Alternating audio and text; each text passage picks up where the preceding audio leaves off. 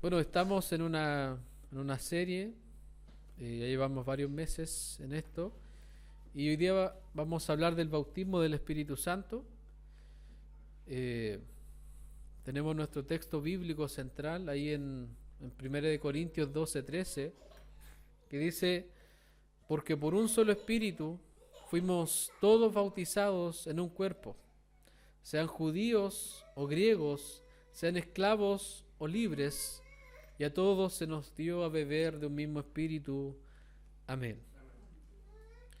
Y como introducción, hermanos, sin duda alguna, el Espíritu Santo, la tercera persona de la Trinidad, el Dios Espíritu, ha sido objeto de mucho estudio y tristemente debemos decir que su obra y su persona se ha malentendido en muchos círculos cristianos.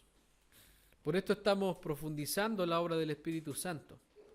Y una de las preguntas que quizás alguna vez nos hicieron en algún momento es, ¿usted es bautizado con el Espíritu Santo? ¿Le hicieron esa pregunta alguna vez? A mí me la hicieron. Es una pregunta muy común, ¿cierto?, en círculos pentecostales. Se anima a los creyentes a buscar el bautismo del Espíritu Santo, cuya evidencia es el hablar en lenguas. Entonces, hay dos grupos de personas: los que tienen el bautismo del Espíritu Santo y a los que les falta esta segunda experiencia dada por Dios. Yo en lo personal, en mis primeros años como cristiano, busqué esta segunda experiencia, pero nunca la encontré. Incluso hubo un momento donde supuestamente hablé en lenguas, pero fue el desorden emocional que se vivía en ese momento lo que llevó a turbarme a tal punto de querer alcanzar eso que tanto deseaba. Años más tarde el Señor me dio luz de su palabra y el mismo Espíritu me iluminó y me trajo al texto central de hoy. Y antes de continuar, rápidamente debemos derribar esos mitos en torno al bautismo del Espíritu Santo.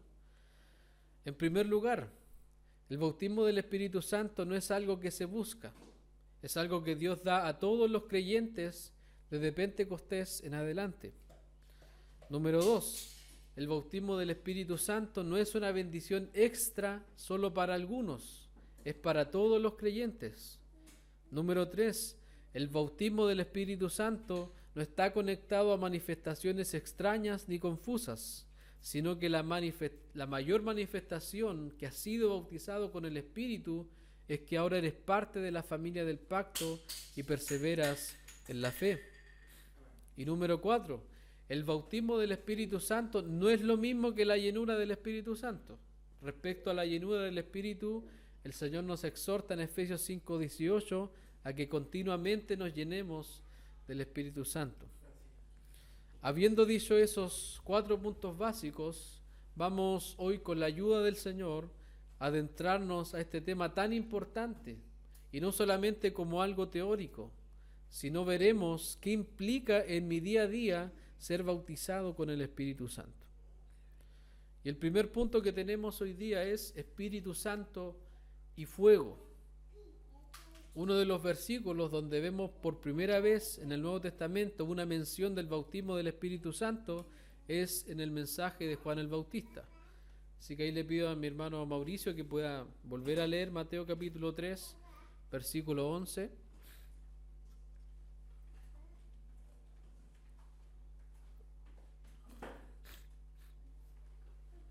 Mateo capítulo 3, verso 11.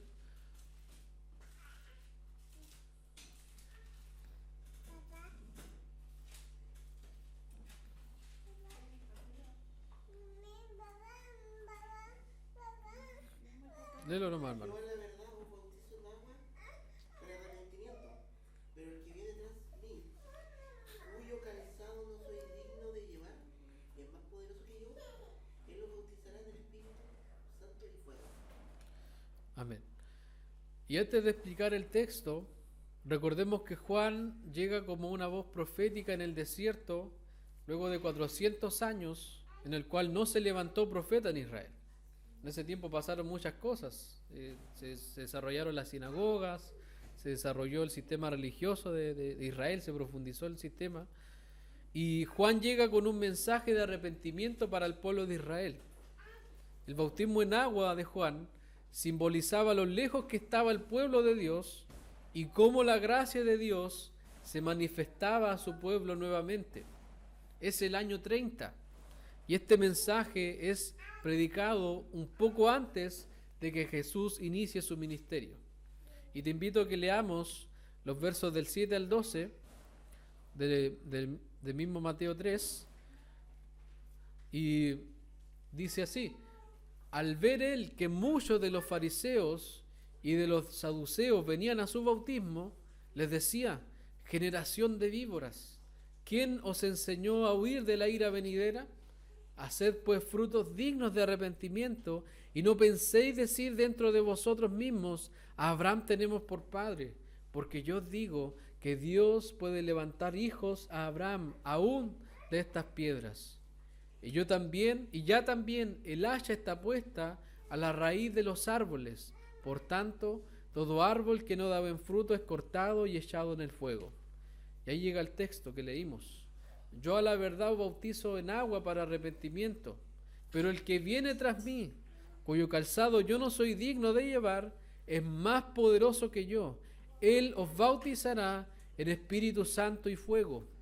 Su aventador está en su mano, y limpiará su era, y recogerá su trigo en el granero, y quemará la paja en fuego que nunca se apagará. La traducción del lenguaje actual dice en el verso 22: el que viene después de mí separará a los buenos de los malos, a los buenos los pondrá a salvo, pero a los malos los echará en un fuego que nunca se apaga. Juan el Bautista nos muestra a Jesús aquí como un granjero con un rastrillo en su mano, listo para separar el trigo de la paja. El trigo al granero, pero la paja a un fuego interminable. Es un mensaje confrontacional que prepara el camino al mensaje de Jesús. Marcos 1:15 dice que el mensaje de Jesús era: el tiempo se ha cumplido y el reino de Dios se ha acercado, arrepentíos y creed en el Evangelio. Tanto el mensaje de Juan el Bautista como el de Jesús nos señalan la urgencia de ponerse a cuentas con Dios. Hoy es el día de salvación, el tiempo se ha cumplido, el granjero está aquí. Y sin duda alguna, la primera mención del bautismo del Espíritu Santo no está en un mensaje que nos lleva a pensar en señales maravillosas o dones especiales, sino que Juan está diciendo esto en simples palabras: todos los hombres de la tierra serán bautizados por Jesús. A unos los bautizará con el Espíritu Santo, pero a otros con el fuego del juicio eterno. Eso es lo que Juan el Bautista está diciendo en ese texto. Todos van a ser bautizados, unos con el Espíritu Santo, pero otros con el fuego del juicio eterno. Es importante también señalar que cuando Juan el Bautista dice que él los bautizará en Espíritu Santo y fuego, la palabra en griego es baptizo. Debemos decir que el significado de esta palabra no tiene un sentido único, porque se usan diferentes partes de las Escrituras para aplicarlo en diferentes situaciones. Por ejemplo, ahí en Marcos 7:4 dice: y volviendo de la plaza, si no se lavan, no comen. Y otras muchas cosas hay que tomaron para guardar, como los lavamientos de los vasos de beber, y de los jarros, y de los utensilios de metal, y de los lechos. Cuando dice si no se lavan, ahí está utilizando la palabra griega baptizo. Y cuando dice lavamientos, está utilizando bautismos. Estos eran ritos de purificación que seguían los judíos. Por eso Jesús era criticado cuando sus discípulos no lo hacían. Y lo que quiero llegar con esto es que estos bautismos nos hablan de derramar líquido sobre algo, rociar. Podríamos decir que cuando lavamos nuestras manos las estamos bautizando. Para muchos bautismos es solo inmersión, sumergir, pero la evidencia histórica no confirma eso. Entonces, la palabra que se usa para hablar del bautismo del Espíritu Santo hace referencia a un derramamiento. Incluso esta palabra griega viene de la palabra bapto, que significa teñir o mojar. Y Juan está diciendo que Jesús iba a bautizar en Espíritu Santo. Y la pregunta es: ¿cuándo sería esto? ¿Cuándo vendría ese bautismo en el Espíritu Santo? Y aquí me pueden acompañar a Juan capítulo 7, versos 37 al 39. Ahí si nuestro hermano Marcos le puede dar lectura. Juan capítulo 7, versos del 37 al 39. En el último y gran día de la fiesta, Jesús se puso en pie y alzó la voz, diciendo: Si alguno tiene sed, venga a mí y beba. El que cree en mí, como dice la Escritura, de su interior correrán ríos de agua viva. Esto dijo del Espíritu que había de recibir los que creyesen en él, pues aún no había venido el Espíritu Santo, porque Jesús no había sido glorificado. El sermón pasado estuvimos hablando de nuestro otro Paracleto, basado en Juan 15, 26, y había pensado en nombrar este texto, pero quise dejarlo para ahora porque nos ayuda a comprender el bautismo del Espíritu Santo. Aquí Jesús dice que del interior de los creyentes correrían ríos de agua viva, y esos ríos de agua viva lo tendrían todos los que creyeran en Él, porque Jesús se refería al Espíritu Santo que Él prometió enviar cuando estuviera a la diestra del Padre. Charles Hodge, en su teología sistemática, enumera las promesas que el Padre hizo al Hijo en el pacto de redención. Y una de ellas es que el Padre sentaría al Hijo a su diestra para que sea cabeza de la iglesia y tendría el Espíritu Santo para enviar a quien Él quisiera, para renovar sus corazones, para darles satisfacción y consuelo y para calificarlos para el servicio en su reino. También Juan capítulo 1, versos del 32 al 33, nos dice algo muy importante. Dice: también dio Juan testimonio diciendo: vi al Espíritu que descendía del cielo como paloma y permaneció sobre él, sobre Jesús. Y yo no le conocía, dice, pero el que me envió a bautizar con agua, aquel me dijo: sobre quien vea descender el Espíritu y que permanece sobre él, ese es el que bautiza con el Espíritu Santo. Estos textos también son muy importantes porque vuelven a enfatizar que Jesús es quien bautiza con el Espíritu Santo. Pero antes de eso, como dijimos en el primer sermón sobre el Espíritu Santo, el envío del Espíritu Santo a nuestras vidas es antecedido por la obra del Espíritu en la vida de Cristo. Juan vio al Espíritu descender tal como una paloma sobre Jesús y permaneció, se quedó en Jesús. En el verso 33 se enfatiza también el descenso del Espíritu sobre Jesús y también se utiliza la palabra bautizo para referirse a que Jesús iba a bautizar en el Espíritu Santo. Y si ustedes se dan cuenta, Jesús recibe del Padre el Espíritu Santo, pero esta vez para ser sostenido en su humanidad y ser ungido para su ministerio. También podemos ver esto como una promesa del pacto de redención, puesto que el Padre daría a Jesús todo lo necesario para cumplir con la misión encomendada. Y sin duda, Jesús necesitaba al Espíritu Santo. Por eso Hebreos 9:14 dice que Jesús se ofreció sin mancha a Dios mediante el Espíritu eterno. Vemos cómo la Trinidad trabaja en perfecta armonía. Si Cristo, quien nunca pecó, pero que sí fue tentado en todo, necesitó el Espíritu Santo, ¿cuánto más nosotros que somos tentados y muchas veces caemos? Por esto el Señor nos envió al Espíritu. Y una vez que el Señor se va y ascienda a los cielos, es donde vemos cómo el Señor comienza a bautizar en el Espíritu Santo y se comienza a cumplir lo anunciado por Juan el Bautista. Y aquí quiero que me acompañen a Hechos. Abran sus Biblias ahí en Hechos, porque vamos a revisar varios textos. Y aquí llegamos a nuestro segundo punto: derramamiento del Espíritu en Hechos. Acompáñenme ahí a Hechos 2,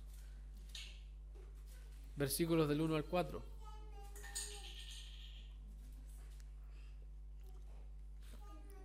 Hermano Mauricio, ¿lo tienes? Hechos 2 del 1 al 4. Y cuando llegó el día de Pentecostés, estaban todos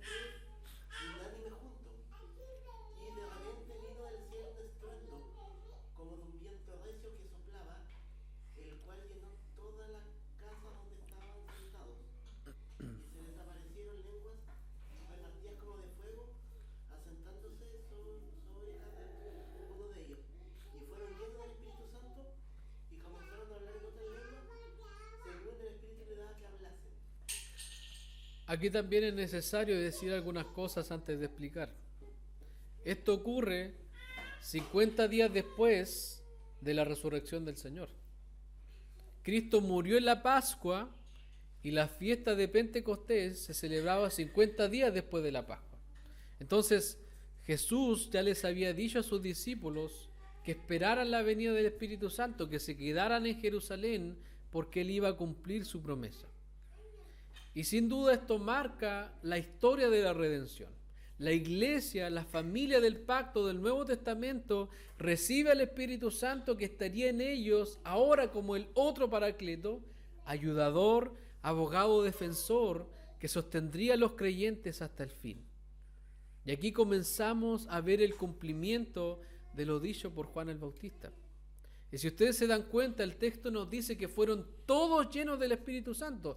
Todos fueron bautizados en el Espíritu Santo desde lo alto, porque el Señor derramó su Espíritu sobre la iglesia. Y lo que el Señor hace aquí no debe considerarse como una norma para todos. Este es uno de los textos de donde viene la mala enseñanza que dice que la evidencia de que eres bautizado por el Espíritu es hablar en lenguas.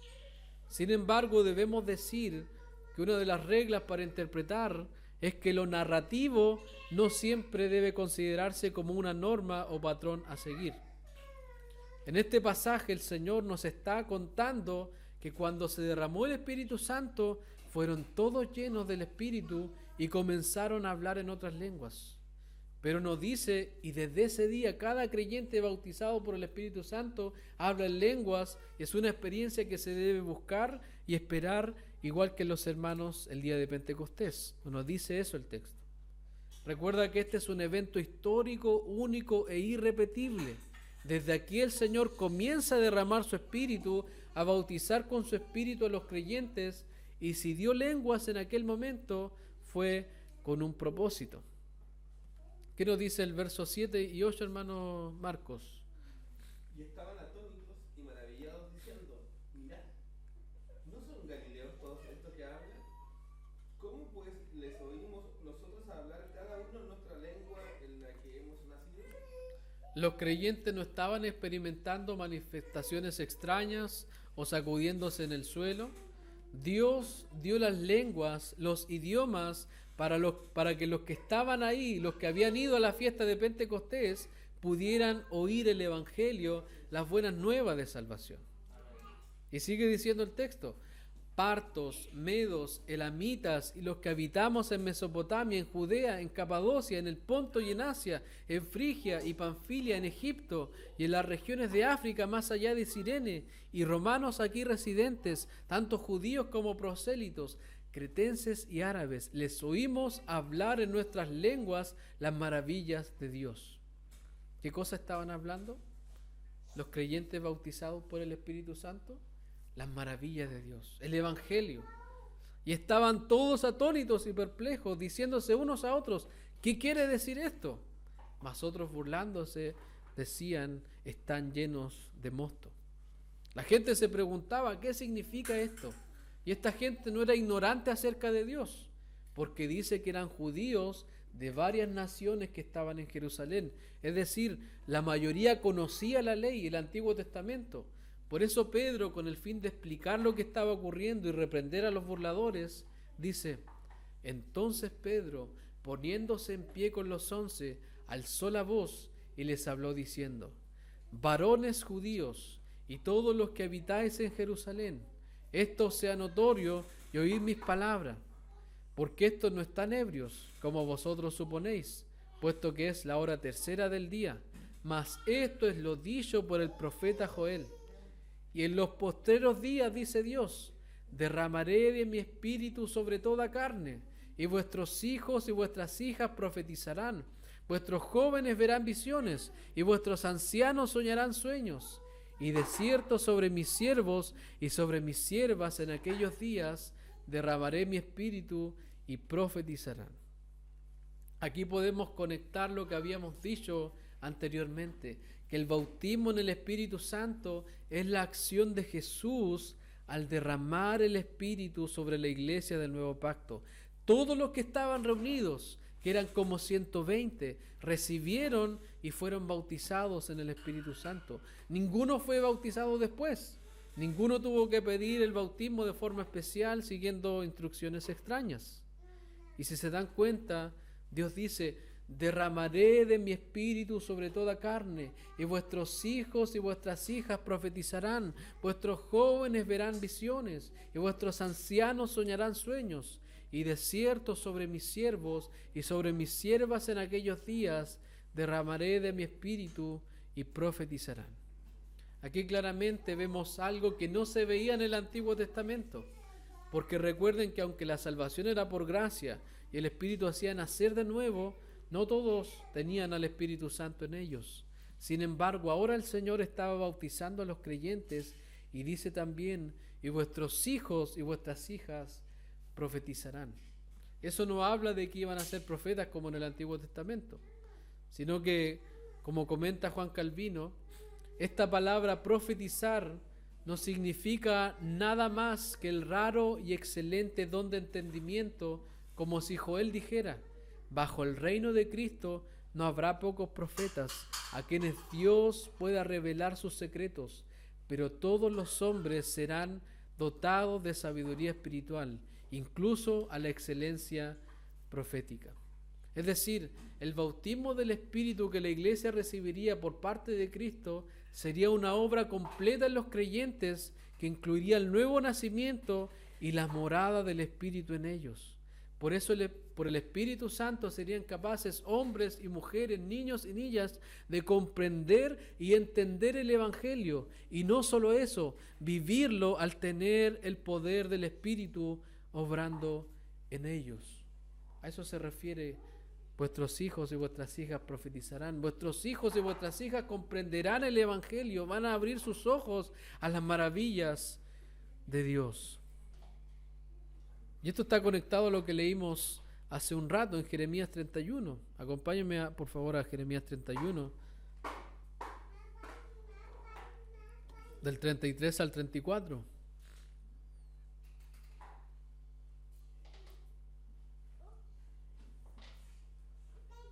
Dice aquí el Señor: pero este es el pacto que haré con la casa de Israel después de aquellos días, dice Jehová. Daré mi ley en su mente y la escribiré en su corazón, y yo seré a ellos por Dios y ellos me serán por pueblo. Y no enseñará más ninguno a su prójimo ni ninguno a su hermano diciendo: conoce a Jehová, porque todos me conocerán, desde el más pequeño de ellos hasta el más grande, dice Jehová, porque perdonaré la maldad de ellos y no me acordaré más de su pecado.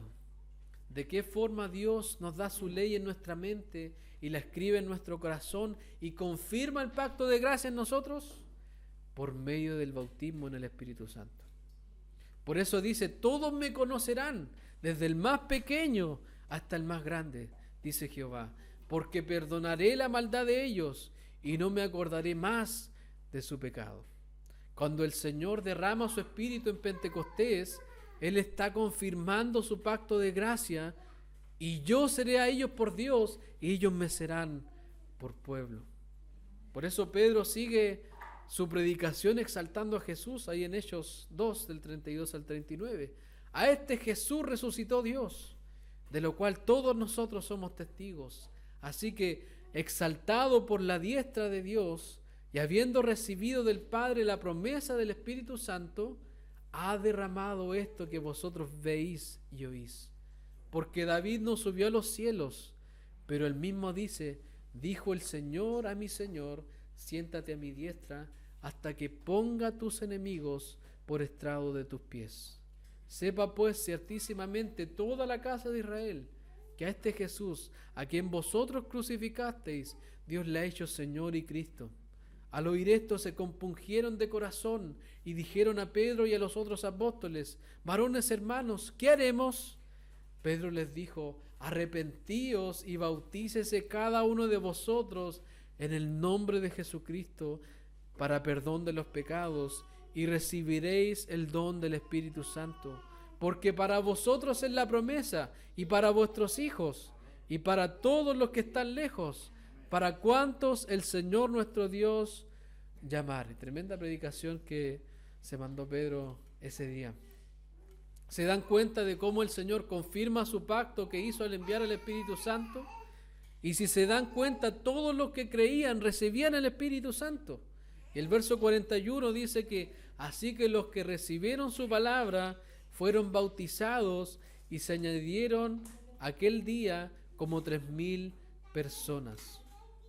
No dice que ellos comenzaron a hablar en lenguas al momento de recibir el Espíritu Santo, sino que claramente vemos que por medio de la predicación del Evangelio y el Señor mostrando sus maravillas, obró en ellos y fueron nacidos de nuevo, y el Espíritu Santo vino a morar en todos los que creyeron verdaderamente.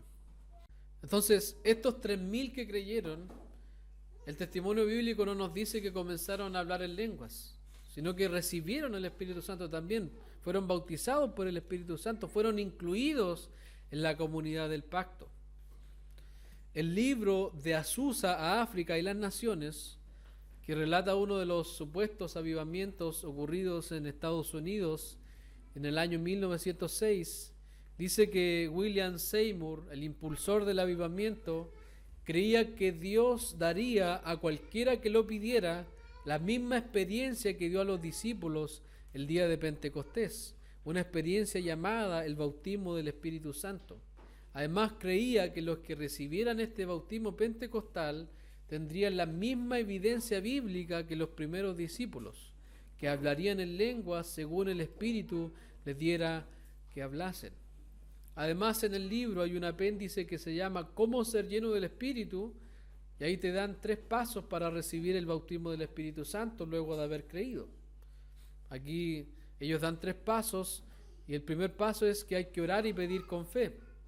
Segundo, recibir por la fe el bautismo del Espíritu Santo. En ese momento aconsejan decir con fuerza, creo de todo corazón que he recibido el Espíritu Santo. Y ahora el punto 3 es hablar con fe. Lo que ahora le queda por hacer es hablar con fe, dicen. El día de Pentecostés, los 120 discípulos fueron todos llenos del Espíritu Santo y comenzaron a hablar en otras lenguas. Conforme hablaban, el Espíritu fluyó en ellos y a través de ellos comenzaron a hablar en otras lenguas según el Espíritu les daba que hablasen. Cuando usted reciba la plenitud del Espíritu, debe esperar que hablará en otras lenguas. Si ustedes se dan cuenta, hermanos, este es un error doctrinal, dado que el bautismo del Espíritu Santo en los primeros creyentes ocurrió de forma especial, dando el Señor idiomas para que predicaran el Evangelio a los judíos de todas las naciones que estaban ahí. Sin embargo, lo que hoy tenemos como supuesto don de lenguas en la mayoría de los círculos carismáticos no es más que glosolalia. Esta palabra es definida por la psiquiatría como un lenguaje ininteligible compuesto por palabras inventadas y secuencias rítmicas y repetitivas propio del habla infantil y también común en estados de trance o en ciertos cuadros psicopatológicos. Un pastor por ahí dice, cuando usted pide el Espíritu Santo, es posible que tenga una sílaba burbujeando o dando vueltas en su cabeza. Si usted lo pronuncia con fe, será como si se abriera una presa y el lenguaje fluirá. Me gusta imaginármelo como si uno tuviera un carrete de hilo en el intestino y la punta, o el inicio del hilo se vislumbrara en su lengua, pero a medida que comienza a tirar, a hablar, el resto del hilo va saliendo. Esto es totalmente alejado de lo que ocurrió en Pentecostés. Hechos 2:3, cuando habla de lenguas, no habla de palabras sin sentido, porque la palabra griega es glosa, un lenguaje, un idioma. Agustín de Hipona dijo, en los primeros días el Espíritu Santo descendió sobre los creyentes y ellos hablaron en lenguas que no habían aprendido según el Espíritu les daba que hablaran.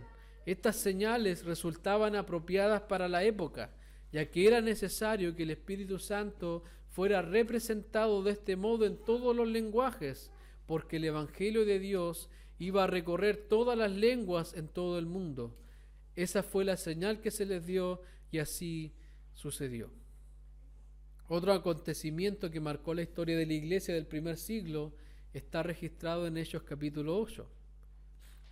Dice aquí Hechos capítulo 8, versos del 14 al 17. Cuando los apóstoles que estaban en Jerusalén oyeron que Samaria había recibido la palabra de Dios, enviaron allá a Pedro y a Juan, los cuales, habiendo venido, oraron por ellos para que recibiesen el Espíritu Santo, porque aún no había descendido sobre ninguno de ellos, sino que solamente habían sido bautizados en el nombre de Jesús. Entonces les imponían las manos y recibían el Espíritu Santo. Este pasaje igual se malentiende que entre el momento que creemos en el Señor y viene el bautismo del Espíritu Santo hay un tiempo de espera. Sin embargo, lo que vemos aquí es otro acontecimiento especial de este año, es una repetición de alguna forma de lo que ocurre en Pentecostés para los judíos, pero esta vez para creyentes de Samaria, y todos reciben el Espíritu Santo. Y además es importante señalar que no se habla en lenguas al momento de que reciben el Espíritu Santo. Y otro momento del derramamiento del Espíritu lo vemos en Hechos 10, en la casa de Cornelio, un hombre no judío creyente del judaísmo, un temeroso de Dios. Y Pedro, luego de recibir una visión del Señor, entró en la casa de este hombre, y cuando Pedro aún estaba predicando el Evangelio, dice la Escritura en el verso 44, mientras aún hablaba Pedro estas palabras, el Espíritu cayó sobre todos los que oían el discurso.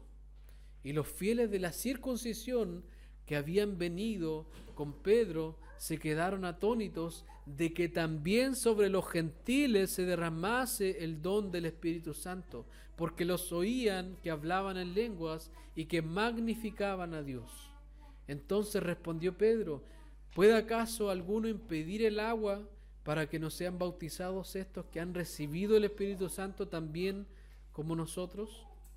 La pregunta que Pedro se hace es clave para entender por qué el Señor derramó su Espíritu en este periodo de esa forma. Recordemos que el Señor les había dado el mandato a sus discípulos antes de irse en Mateo 28, 19. Por tanto, id y haced discípulos a todas las naciones, bautizándolos en el nombre del Padre y del Hijo y del Espíritu Santo. Ellos en un inicio no entendieron esto, pero el Señor permitió que luego de la persecución que sufrió la iglesia, luego de Pentecostés, el Evangelio comenzara a expandirse, porque el Señor también les dijo en Hechos 1:8, pero recibiréis poder cuando haya venido sobre vosotros el Espíritu Santo, y me seréis testigos en Jerusalén, en toda Judea, en Samaria y hasta lo último de la tierra. Pedro, con lo que el Señor estaba haciendo, comprendió que el pueblo del pacto estaba creciendo, que se estaba cumpliendo la promesa del pacto dada a Abraham, que decía: y serán benditas en ti todas las familias de la tierra. Jesús, al bautizar con el Espíritu Santo tanto a judíos como a gentiles, estaba extendiendo su bendición a todas las naciones, desde Jerusalén hasta lo último de la tierra. Por eso, cuando Pedro vio que el Señor derramó su Espíritu sobre no judíos, él comprendió que los gentiles, nosotros, podíamos ser parte de la iglesia. Si el Señor estaba bautizando con su Espíritu Santo a no judíos, también nosotros podemos ser miembros de la gran familia del pacto.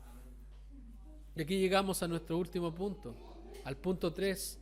El bautismo del Espíritu nos une a todos en la familia del pacto. Y aquí es donde llegamos a nuestro texto principal, ahí en 1 Corintios, capítulo 12, verso 13. Lo voy a leer nuevamente. Porque por un solo Espíritu fuimos todos bautizados en un cuerpo, sean judíos o griegos, sean esclavos o libres, y a todos se nos dio a beber de un mismo Espíritu. La carta a los Corintios fue escrita por el apóstol Pablo a los hermanos de una ciudad en Grecia llamada Corinto. Esta carta se escribe unos 20 años, un poco más después de lo que pasa en Pentecostés. Esta iglesia estaba compuesta por judíos y griegos, pero la mayoría no eran judíos. Era una iglesia que tenía muchos problemas.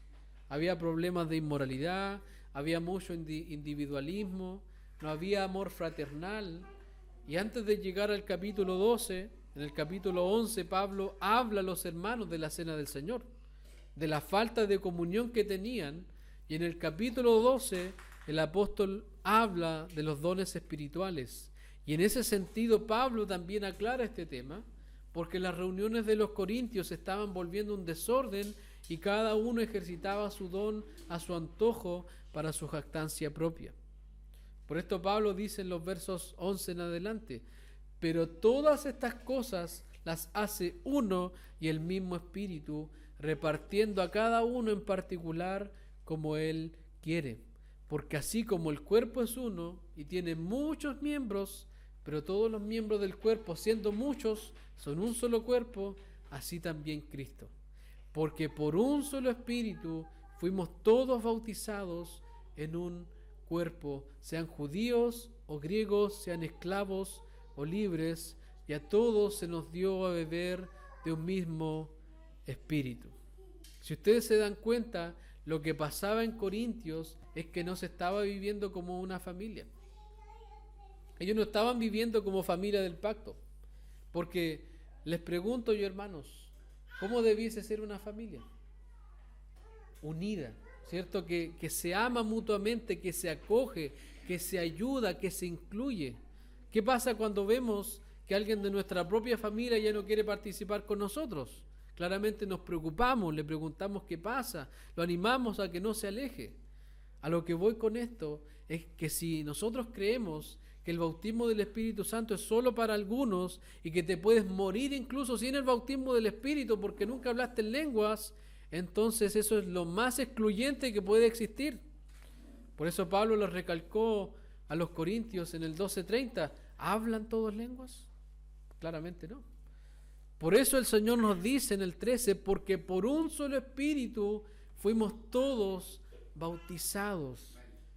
Ebaptisis men, voz pasiva, indicando que fue el Señor quien nos bautizó. Como dice Gálatas 4:6, que Dios envió a nuestros corazones el Espíritu de su Hijo.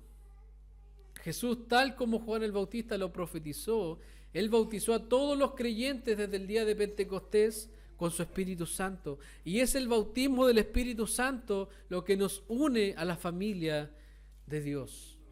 Por eso dice que fuimos todos bautizados en un cuerpo, sean judíos o griegos, sean esclavos o libres, y a todos se nos dio a beber de un mismo Espíritu. Recuerda que en el Antiguo Testamento el Espíritu hacía nacer de nuevo a los creyentes, pero desde Pentecostés todos los que no tenían al Espíritu en ellos lo reciben, y aquellos que no habían creído nunca, Dios los hace nacer de nuevo y los bautiza con su Espíritu Santo, uniéndolos y confirmándolos en la familia de la fe. Es decir, nuestros hijos pueden tener el bautismo en agua, pero ellos necesitan, cuando el Señor les conceda el bautismo del Espíritu Santo, lo que los une a la comunión plena de la familia del pacto. El bautismo del Espíritu es Jesús enviando el Espíritu a nosotros, no como un regalo extra que lo recibimos luego de una búsqueda incesante, sino más bien como parte de todas las bendiciones que recibimos al momento de ser salvados por Dios. La iglesia del nuevo pacto, la familia del pacto en este tiempo recibe la bendición exclusiva para este tiempo de tener al Espíritu morando en nosotros hasta el fin. Esta es la operación de Dios en la cual Él nos incluye en su santa iglesia universal. Es la forma en la cual el Señor separa su trigo que será guardado del juicio eterno. Es la manera en la que el Señor comienza a santificar nuestras vidas, porque recuerden que el Señor, al darnos su Espíritu, es para que se cumplan en nosotros las palabras de Pablo. Y ya no vivo yo, mas vive Cristo en mí. Que el Señor haya derramado el Espíritu Santo sobre nosotros tiene como objetivo traer la vida de Cristo a nosotros. Nuestra vida está en constante proceso de cambio para llegar a la estatura del varón perfecto.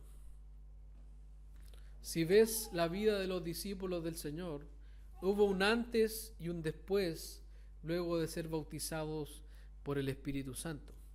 Y eso es algo que ocurre en cada creyente verdadero. Por eso hagámonos estas preguntas para comprobar si realmente estamos en la fe. Número 1, ¿han habido cambios desde el momento que el Señor te salvó y te dio su Espíritu? Piensa un momento. ¿Ves que hay un cambio en lo que eras antes y ahora en Cristo?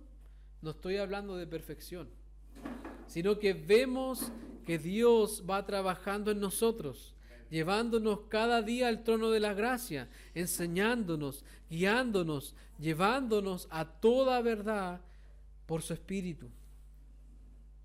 ¿Estás luchando contra el pecado diariamente? ¿Te esfuerzas por decir no al pecado y cuando caes en tentación te entristeces y pides perdón por tus pecados? El Espíritu Santo en nosotros nos lleva a vivir una vida de arrepentimiento y fe. No somos nosotros los que nos esforzamos y vamos al trono de la gracia, sino que es el Espíritu Santo el que nos lleva al trono de la gracia una y otra vez, cada día de nuestra vida, hasta el día que estemos en la presencia del Señor. La promesa del bautismo del Espíritu Santo incluía la promesa de que los discípulos serían testigos del Señor en todo lugar. Y aquí te pregunto, ¿estás predicando en tu casa, en tu barrio, en tu trabajo y donde vas el Evangelio del Señor?